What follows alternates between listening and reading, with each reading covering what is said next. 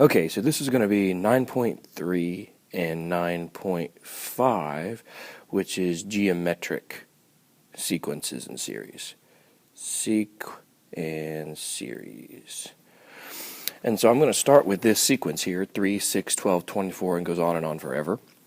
And so it has all the same basic rules or premises, if you will, of an arithmetic sequence. It's an ordered list of numbers. Each individual item in that list is called a term, denoted with the letter N. But there's one small difference. In an arithmetic sequence, we're looking to see if there's a common difference, meaning 6 minus 3 is 3, 12 minus 6 is 6, 24 minus 12 is 12. We want all those numbers to be the same for it to be arithmetic. Hopefully you can tell right away that 3, 6, and 12 are not the same. Definitely a pattern, but it's not arithmetic. In a geometric sequence, we're looking for their ratios to be the same. And so we're going to take the ratio of 6 over 3, and that should be the same as the ratio of 12 over 6, and that should be the same as the ratio of 24 over 12 for it to be geometric. Well, 6 divided by 3, or the ratio of 6 to 3, or 6 over 3, is 2. Same as this one. 12 divided by 6 is 2, 24 divided by 12 is 2. So all of these are the exact same, meaning they have a common ratio. And so that is what makes something geometric. Arithmetic has a common difference, denoted with a D. Geometric has a common ratio, denoted with an R. Now, because we're multiplying, we're either multiplying, like in this case, we're multiplying by 2, or if we're going down, we'd be multiplying by a fraction. I'll show you an example here in a second. But we're going to use this basic formula for geometric sequences. A sub n equals the first term multiplied by, instead of added to, our common ratio risen to the n minus 1 power.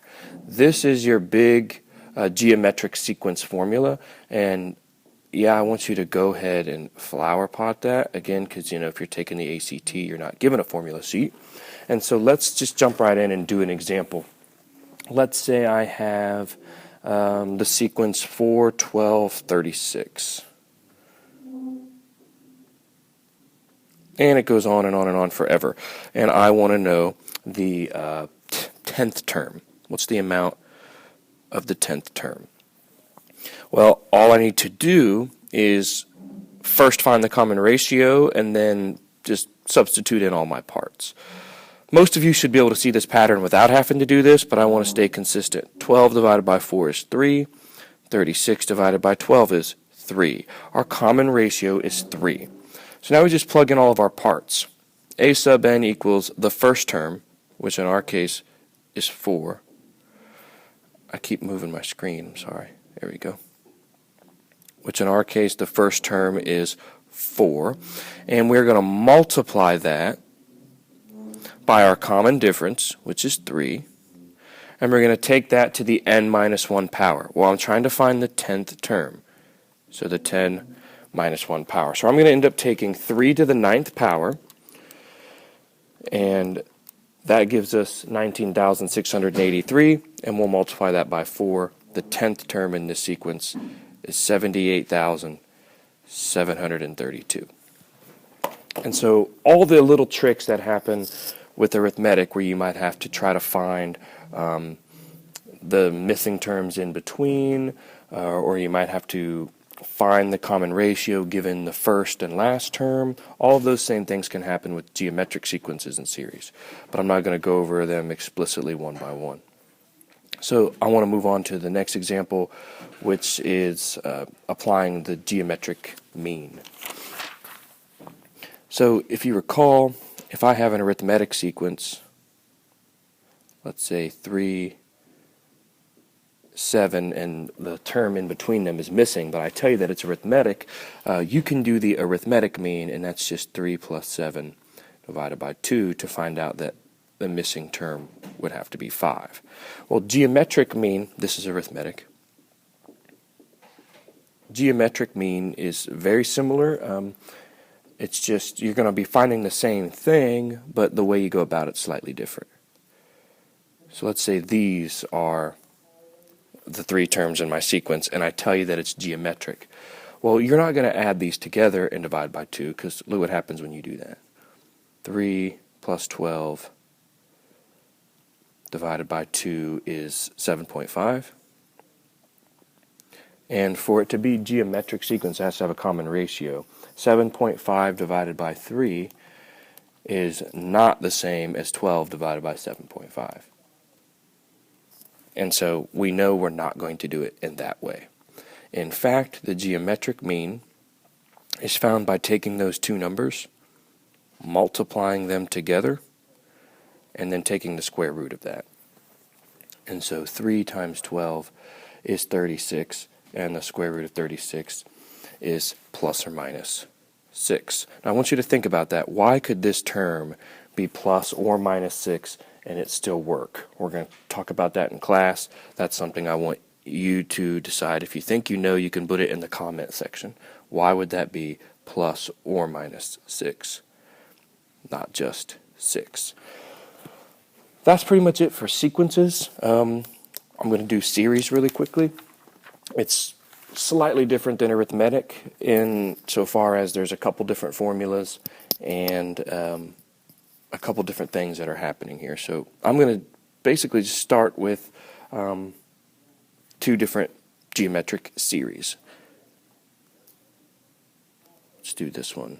3 plus 6 plus 12, and it just goes on forever.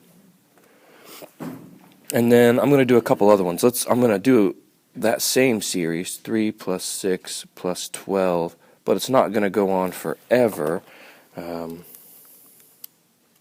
Let's say it stops at, I don't know, 192. And then one more, because I haven't shown an example of this, we'll go 125 plus 25 plus 5 plus 1, and yeah, we'll just stop it right there. Okay, so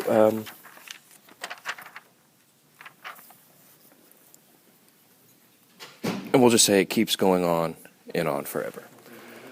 All right, so there's a couple different things going on here. This one is infinite because it goes on forever. And this one is infinite because it goes on forever. This one up here is the only one that has an end. It's going to stop at 192, so we call that a finite. In a geometric series, there's a couple different formulas that you're going to need to know. One of them you're given on our test, but I would still try to memorize them for ACT purposes. The sum of any number of terms is equal to the first term times 1 minus your common ratio to the nth power, all divided by 1 minus r. So if you have a finite geometric series, you're going to use this formula to evaluate that sum. If you have an infinite geometric series, there's 2 different ways. If your common ratio, the absolute value of your common ratio is bigger than 1, really meaning that it's going up, like if we're multiplying by a whole number every time, then you can't find a sum. Just think about it, it's impossible. If you don't know where it ends and it just keeps getting bigger and bigger and bigger, how can you ever find a sum? We call that diverging. It starts small and it just keeps getting more broad. It just keeps getting bigger and bigger and bigger.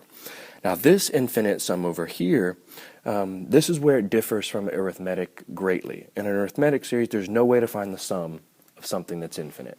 But in geometric, if it's converging, meaning if your common ratio is less than 1, then that means it's going to get smaller. And if you think about it, if I keep multiplying by 1/5, I'll never get to 0. I'll get really, really close to it as I get smaller and smaller and smaller, but I'll never get there. And so we can find a sum. We're going to call it a partial sum. And there is a way to actually figure that out. And so that is done with the formula. Let's do it in purple so we can stay consistent. I'm not going to put an n here because we don't know the number of terms because it's infinite. So the sum is equal to the first term over 1 minus r. So I would start committing these things to memory just because it'll make it easier on you, especially if you're going to take the ACT. I do know for a fact on our tests that this one's given to you.